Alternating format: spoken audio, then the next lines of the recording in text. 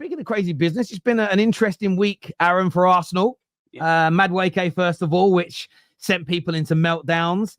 But then Gyokeres is, the deal's in principle. There's a few bits and pieces to get finalized with Sporting, but it looks as though you're going to get one of the best strikers in the world. A very contrasting 48 hours, really, for yourselves. Angle at one deal, but barring Erling Haaland or Isak, I can't think of a better striker in the world that you could have possibly signed. Yeah, listen, I'm buzzing with that, and you're absolutely bang on the money on that. Arsenal massively needed a gunman, and like you said, in terms of available players out there, he's the best in the business. And I'm buzzing that we've got him through the door. I don't think he's going to be hitting astronomical numbers like he did at Sporting, But if he can get between 20, 25 goals next season in the Premier League, I reckon Arsenal will have a decent season. I don't know what that'll end up like, but I reckon we'll have a decent season with someone like that. And makes me laugh because I sit there and I'm like, Gyokeres, bang, they've identified a player we desperately need. They've gone and got it done. And then just take 2 steps backwards, signing Madueke for 50 million. It's madness. Just when I think they might have finally learned Arsenal Football Club, they go get Reece Nelson with a bandana. It's ridiculous. Like 50 million. And do you know what? At the end of the window, if we do actually get, say, Rodrigo, we probably won't. Let's get that right. And Eze as well. Maybe the Madueke thing don't look too good. But from where I'm looking, it's frustrating because I can just see Rodrigo getting maybe available in about 2-3 weeks' time. And then we're like, well, sorry, we just spent money on Madueke. That's something that I really, really fear will happen. And that will take on spending, I think, the 350 million if you get all of that. And we ain't spending that money. And if we're blowing, if he's the winger, if he's going to be that left winger, I'm not happy with it. Madueke, he's not good enough. 13 league goals in 3 seasons. He's smack bang average player. Can any of you boys see where he's going to improve? Maybe he'll get a couple of goals, but I mean, it don't set the world on fire, does it? That signing, it doesn't give me goosebumps like apparently Arsenal and Arteta seem to think it will. It's Madueke, for crying out loud. He's crap. It's frustrating. But on the flip side, look, I'm buzzing. I'm not going to keep it too negative. Victor Gyokeres is a banging deal. That's exactly what we want. But we just have to wait and see. The transfer window itself, I think, for Arsenal's been a little bit shit. If I'm being honest with you, 200 million without an Eze or someone like that. It's all been on squad fillers. Zubimendi, not bad signing. Mosquera, that cool. Kepa, cool. 200 million, really, all you got to show for it's Gyokeres. It's a little bit disappointing to me. You think Zubimendi's just a squad filler? Well, he's a replacement. You know what I mean? He probably will start, to be fair, but I mean, it's not as if he's an addition, is it? He's a replacement to Thomas Partey. And maybe we'll see that it'll be a slight upgrade. We don't know yet. But I think, considering Arsenal Football Club spent 65 million in the midfield on Norgard and Zubimendi, I don't really see it that much better than last season. If I'm being honest with you, I'd rather that 65 spent elsewhere, i.e. Rodrigo, where we desperately need improvements. Yeah, because I think Zubimendi is a downgrade, but he's a good player. However, if you didn't sign Zubimendi, who would you have in midfield, bro? Oh, yeah. Look, I do totally appreciate, obviously now Thomas Partey has gone, but what I'm saying is it's not really an upgrade from last season, really, is it? No, I agree. I agree it's not an upgrade on last season. However, yeah, you just said you would rather have that money been spent on Rodrigo, but if you would have got Rodrigo, what would your midfield have been? I mean, I'd have dropped Declan Rice down to that 6 straight away, and I'd have probably put Miles Lewis-Skelly as a left 8. That instantaneously, I think, is better than what we've got there. Of Rodrigo in there, and then that midfield. Declan Rice, he done well at left 8. To be fair, I'll give him his due, but he can play that 6. He's excellent at number 6. And then you got Miles Lewis-Skelly is not a left back. He just performs really well at left back. He's not a left back. He's a left 8. I'd rather him there. Absolutely, tenfold. I think that midfield's actually a bit of an improvement, to be fair. And then you've got a Rodrigo in there. It's an astronomical improvement on the dull, boring Martinellis in the Trossards. I think that squad looks better. I actually think, though, because I hear that you need a Rodrigo, right? I hear that. But I actually think you're sort of falling into the trap of picking one or the other. Whereas what you should be saying, in my opinion, is you should be needing both. And Rodrigo is what you need. But I don't think getting Rodrigo... I think if you get Rodrigo, but then have Lewis-Skelly in the midfield, I don't think that could win you the league. as good as Lewis Skelly did last year, like everyone calm down a minute. Guy's played about 20 games, and now we're saying put him in midfield in the left 8 for a team that's trying to win the league and the Champions League. I think that's way too soon. I think Arsenal need to be going getting Zubimendi and Rodrigo. Oh, and this is the but thing. that's not what you asked, to be fair. You said about replacing. That's not what you asked. So obviously, I'd rather have both of them all day long. Yeah. Why wouldn't I? The thing is, for You know me, what I mean? if you don't go and get like a top class left winger, I just think you're third again or second. Yeah. Because I just don't think you've got enough. You got to look at what Liverpool are doing. Look at the signings that City have made. I think like Zubimendi, that midfield now looking all right. I still think you'll have creativity problems in certain areas, but it is what it is. Gyokeres, great signing. Top sign. And the price, by the way, I can't believe the price that they got him. I think really that is good, super cheap for a guy that scored 50 goals. But that left wing for me is so, it's just levels below where it needs to be. It really is. So you've got to go in big. And is Eze the guy? Listen, Eze's a good player. 27 years old. It's a bit of a gamble, but it's better than what you've got. So, you know, but Rodrigo's the one. That's what I was saying. If I could have had a choice, obviously I know the 6 would have been needing an upgrade, but I would have chose a left wing as priority over a central midfielder like a Zubimendi. I know we would have needed someone in there anyway, but if you told me one or the other, I'm looking at that front three, and it could be either Havertz, Trossard, and Saka, or then you get a player in like Rodrigo. All of a sudden, it's totally different, that front three. You're looking at Rodrigo, a Saka, and a Gyokeres, and all of a sudden you're thinking, "Wow, that is a dangerous football team." Like that's a good front three. It's totally levels across what we had last season. But obviously, of course, I'd rather have a Zubimendi in there as well. I just think that front three has been stale for so long. The strike force at Arsenal Football Club, I'd have chose that all day long. Oh look, Zubimendi's in there. I think he'll do well. It's just an unknown. You don't know yet. Obviously, the same with Gyokeres applies, etc., etc. But yeah, ultimately, yeah, Arsenal Football Club still need to do a lot more in the window, and I don't think actually we will. Maybe we'll get Eze in, but I still think we'll be massively short in that left wing department. I can't see us getting Rodrigo as well as Eze on top of what we've already got. Absolutely not. Not even after spending, because there's a lot of players that you're looking to sell. Sort of, we kind of added it up. We added it up conservatively yesterday morning, and I think it comes in around 150 to 170. If we're just, and we were sort of basically pricing all. And I think you might get more, but we were pricing Fabio Vieira's and Reece Nelson's and all those guys. We were sort of putting them all in like 20 million each. You know, if you were able to sell them and maybe sell Martinelli, do you not think generous? That is generous, man. Again, maybe your club can't sell him for that amount, but I was thinking if Alanga's 55 million, if Noni is 48 million, you should be able to get 20 million pound for Reece Nelson.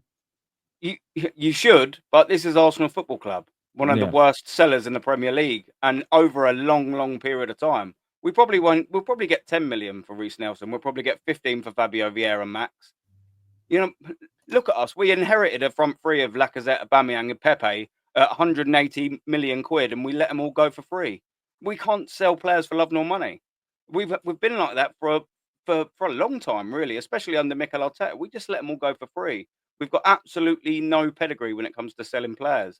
Zinchenko, why is he going to probably go for 10 million? Because at Manchester City, he was on 20k a week, and now he's on 150. We handcuff ourselves in the transfer market all the time. So that's another 10 million. You know, when you look at all the sales there, you're probably not fetching any more than 60, 70 million on all of them squad sort of players. When you add the Martinelli in there and et cetera, it goes up a little bit more, obviously. But if you're going to go do the Zinchenkos and the Nelsons and the Fabio Vieiras, etc., the Lokongas, what are you getting for him? 5 million, 10 million? They're finished players. And we're crap sellers. So, you know, what can you get out there? 60 million? Who are you buying with that? And that's if we sell them. We'll probably end up loaning most of them again. Straight loan with no obligation, because we can't sell for love nor money. It's frustrating, but yeah, I know what you mean. Ideally, I'd like a Martinelli out the door and Trossard, and then just go and get a Rodrigo in there with that money. But they're never going to do that, to be fair. Maybe. So are you not feeling confident about the league then this year? As it currently is, you know, it'd be interesting to see how the team sort of does. You know, Gyokeres, that does sort of put a bit more hope in me, if I'm being totally honest with you. It'd be interesting to see how he does, how many goals he scores. But if I'm being totally honest with you, we've still got this manager. You could give me Eze, you could give me Rodrigo, Gyokeres, Zubamendi, all of them lot. But the worst thing at the football club still the manager. So whilst I would be buzzing because I know the next manager will absolutely have an excellent squad, we won't win shit under Mikel Arteta. 19 competitions we've entered since we won the FA Cup and consecutive failures in 19. It's ridiculous. We don't win anything.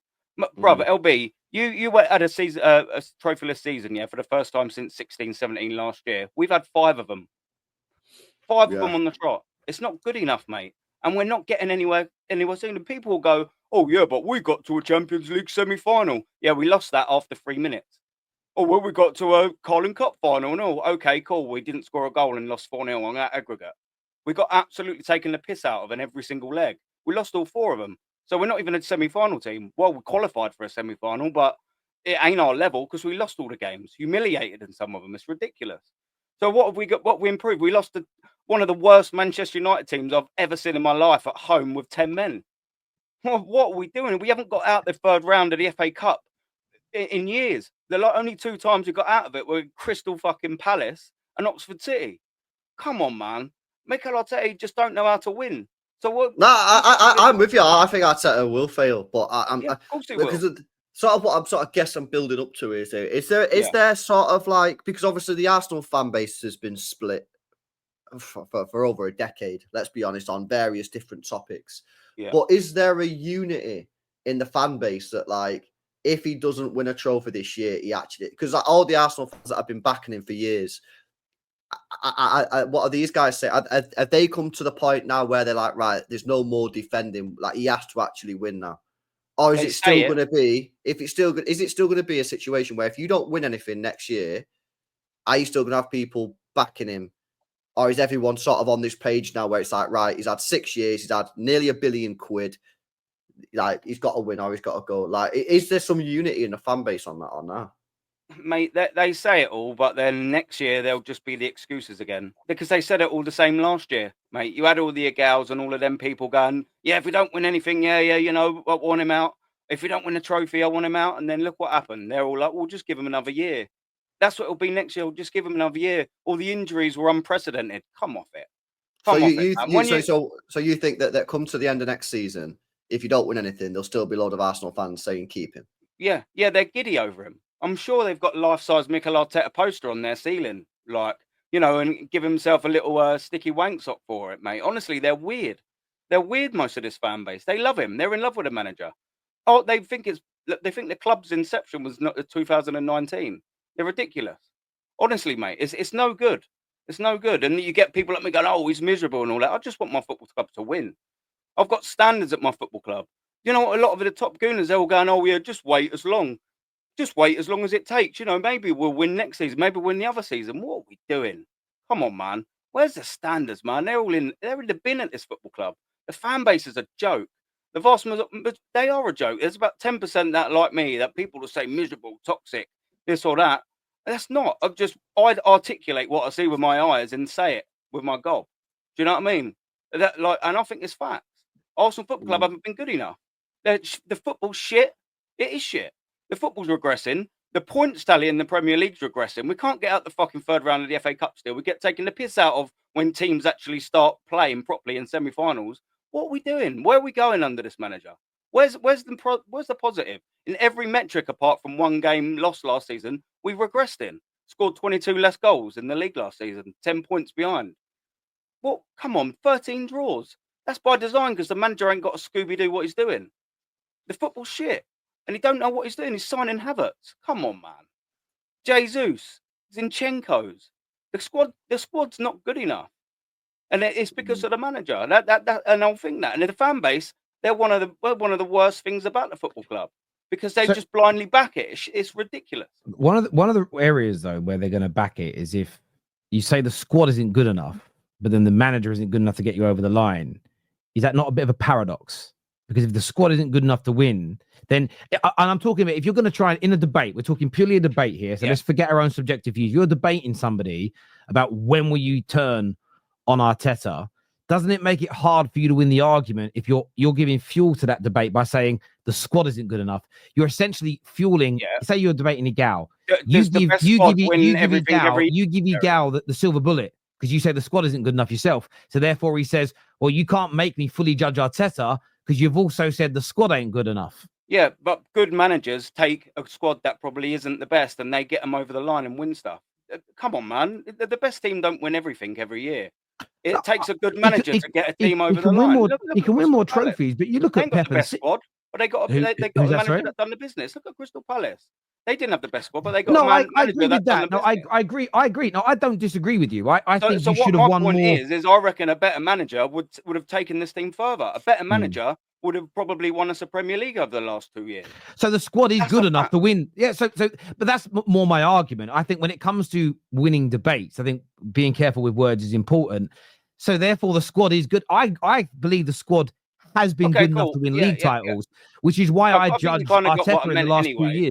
Yeah, but yeah, right. So I technically tripped up slightly on a little. No, I'm not trying to trip you up. I'm trying to say when you're talking to Inigal and these individuals, that's the only way. So again, what I would do if I was talking to these other Arsenal fans is I would just be like, listen, you're right. Look what a summer we had. Look how brilliant the squad is. You agree the squad's brilliant, Inigal? Yes, amazing. We should be winning with it. Bang, got ya. Now hold the manager accountable. If you're having these conversations, I'll get that. That's all I'm saying. I'd get them like that personally, and then it's fun. By the way, people, it doesn't mean anything. It's then fun for me to watch people try and squirm out of it. I think it's brilliant. Later in the season, watching the excuses, it's amazing. That's why I love content. That's why I do it. But listen, Arsenal for me, I think you're actually having a pretty good summer. And I don't even think, again, if you get Eze, I don't think the creative issues will be too much of a problem. I think with Saka, with Odegaard, and with Eze, if you've got those three in and around your front three in your attacking midfield positions, I think that relinquishes any excuses of not being able to create because they're good at doing that. I think it adds goals. Gyokeres himself, even if he has 30% less goals a season, that's still 30 plus in all comps. I don't think...